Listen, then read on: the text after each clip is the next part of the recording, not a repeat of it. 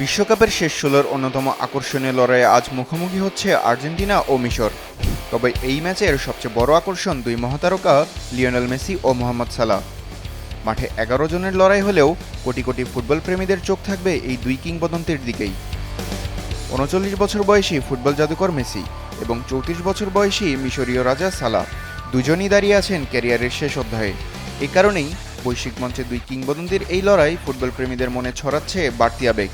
অনেকের মতে বিশ্বকাপের মঞ্চে এই দুই মহারথীর শেষ মুখোমুখি হওয়ার গল্পটা হয়তো লেখা হতে পারে আজই। অর্জনের দিক থেকে অবশ্য লিওনেল মেসি অনেকটাই এগিয়ে।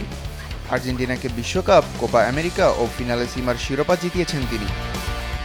জাতীয় দলের হয়ে অসংখ্য গোল আর মুহূর্তের মধ্যে ম্যাচের মোড় ঘুরিয়ে দেওয়ার জাদুকরী ক্ষমতা আজও আর্জেন্টিনাকে যে কোনো ম্যাচে ফেভারিটের আসনে বসায়।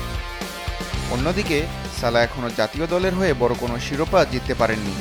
আফ্রিকা কাপ অফ নেশনসের দুটি ফাইনালে উঠেও রানার্স আপ হয়েই সন্তুষ্ট থাকতে হয়েছে তাকে। তবুও মিশরের ফুটবলের সবচেয়ে ভরসার নাম সালাহ। ডান প্রান্ত থেকে চিতার গতিতে ভেতরে ঢুকে প্রতিপক্ষের রক্ষণ ভেঙে চুরমার করে দিতে পারদর্শী তিনি। আজ আলবিসেলেস্তে ডিফেন্ডারদের সবচেয়ে বড় চিন্তার কারণ তিনি। এছাড়া দলগত শক্তির বিচারে বর্তমান বিশ্ব চ্যাম্পিয়ন আর্জেন্টিনাই এগিয়ে। অভিজ্ঞতা, স্কোয়াডের গভীরতা আর বড় ম্যাচ খেলার মানসিকতা সবকিছুই কথা বলছে তাদের পক্ষে। তবে নকআউট ফুটবল মানেই তো রোমাঞ্চ।